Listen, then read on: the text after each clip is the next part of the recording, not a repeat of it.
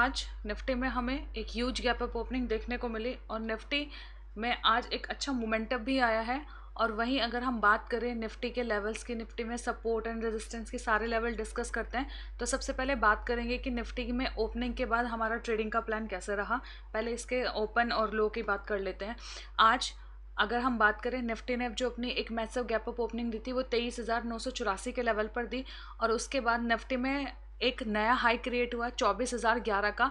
और उसके बाद निफ्टी अपर लेवल पर सस्टेन नहीं कर पाया। 24,000 का जो हमने लेवल डिस्कस किया था कि वो एक रेजिस्टेंस लेवल है जहां पर जाकर मार्केट में हमें रिजेक्शन देखने को मिल सकता है। तो सिमिलरली 24,000 के लेवल पर मार्केट में हमें रिजेक्शन देखने को मिला और हमें एक बढ़िया मूवमेंट भी डाउन साइड का निफ्टी में देखने को मिला।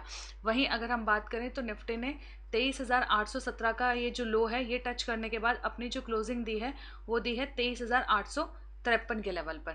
वहीं सबसे बड़ा जो मैसिव मूवमेंट है, जो हमारे लिए एक पॉजिटिव सेंटिमेंट बना हुआ है कि जो क्रूड ऑयल का प्राइस है वो भी डाउन चला गया है, 83.5 के आसपास पर बैरल पे आ चुका है। और जिसकी वजह से जो रुपीज़ है वो भी स्ट्रांग हुआ है और उसकी वजह से जो मार्केट में हमें ये डाउनफॉल देखने को मिला।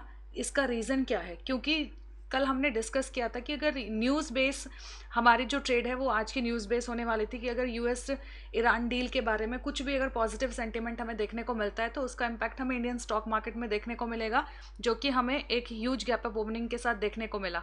तो सिनेरियो यही था कि मार्केट में हमें 24,000 तक का एक गैप अप ओपनिंग देखने को मिला, जिसके बाद पूरा का पूरा जो हमारा प्लान था वो यही था कि मार्केट अब क्या करेगा, रिजेक्शन फेस करेगा इस अपर लेवल पर जाने के बाद। तो उसी के बाद हम अपनी एंट्री को प्लान करेंगे। तो उसी के अकॉर्डिंग हमने अपनी एंट्री प्लान करी कि जब मार्केट ने ये यहाँ पर कैंडल बनाई और उसके बाद ये रिजेक्शन की कैंडल बनी, तो हमने ये जो सेकेंड कैंडल बनी थी इसके लेवल पर हमने यहाँ पर 23,980 के लेवल पर हमने शॉर्ट किया था। और उसके बाद हमने एक अच्छा मोमेंटम निफ्टी में कैप्चर किया। तो निफ्टी में हमने जो पहला हमारा मूवमेंट था वो 900 तक का मूवमेंट था। यहाँ तक का मूवमेंट के लिए, यहाँ तक के मोमेंटम के लिए हमने 80 पॉइंट का मोमेंटम कैप्चर किया, जो हमने लाइव वीडियो में भी डिस्कस किया था, जिसमें हमें पूरे 40 पॉइंट कवर अप होते हुए उसमें दिखाई दिए। और हमने डिस्कस किया था कि सब अपने रिस्क मैनेजमेंट के साथ जिसकी जितनी भी एपेटाइट है रिस्क को डाइजेस्ट करने की, वो उसी के हिसाब से अपने ट्रेड को प्लान कर सकता है, बने रह सकता है, स्टॉप लॉस को ट्रेल कर सकता है। और उसके अकॉर्डिंग जैसा डिस्कस किया था कि मार्केट में हमें अभी ये जो पुट साइड की हमारी 24,000 की पुट साइड की जो ट्रेड है उसमें हमें जो मोमेंटम है वो 170 और 180 तक का भी देखने को मिल सकता है। तो उसी के अकॉर्डिंग अगर हम देखें तो अगर हम अपना एसएल कॉस्ट टू कॉस्ट लगाकर रखते तो उसके अकॉर्डिंग हमें निफ्टी में एक बहुत बढ़िया मोमेंटम देखने को मिला है। वहाँ उस 24,000 का जो पुट है उसने 200 पॉइंट का 200 तक के लेवल का एक हाई टच किया है। 115 पे एंट्री प्लान करती तो एक बढ़िया मोमेंटम उसमें देखने को मिला है। तो उसी के अकॉर्डिंग अगर हम बात करें कल के लिए सपोर्ट एंड रेजिस्टेंस हमारे मार्केट में क्या रहने वाले हैं, तो अभी जो निफ्टी का सपोर्ट रहेगा वो रहेगा 23,800 और 820 का लेवल।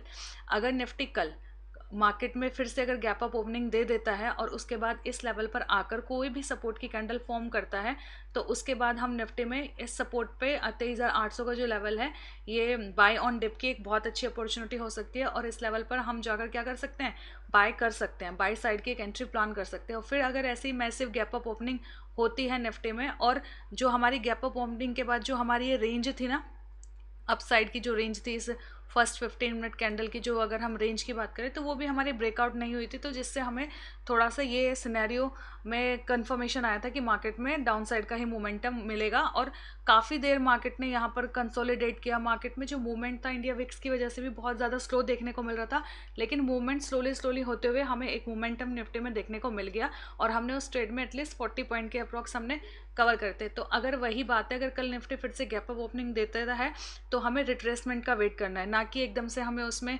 कूद जाना है उस ट्रेड में कि market open gap up opening दे दिए तो इसलिए हम बाई की साइड की अपॉर्चुनिटी देखते हैं। नहीं, अगर निफ्टी इस रेंज का ब्रेक डाउन कर देता है, 23,800 का ब्रेक डाउन कर देता है, तो जो अभी ये गैप बचा हुआ है तो ये भी हमें फिल होते हुए दिख सकता है। क्योंकि कल निफ्टी में हमें क्या है, कल एक्सपायरी भी है, वीकली एक्सपायरी भी है।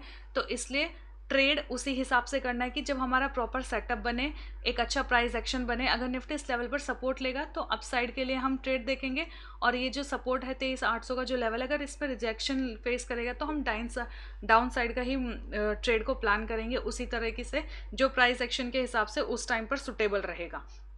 तो इसलिए अभी अगर निफ्टी कल इस लेवल पर अपनी सपोर्ट बनाकर अपसाइड का मोमेंटम देता है, 24,000 को होल्ड कर जाता है, तो फिर 24,100 और 24,200 तक का भी मोमेंटम अपसाइड में देखने को मिल सकता है। और वहीं अगर ये जो सपोर्ट है 23,800 का लेवल का जो सपोर्ट है, अगर ये ब्रेक हो जाता है तो फिर ये जो गैप बचा हुआ है निफ्टी में वो भी हमें फिल होते हुए दिख सकता है।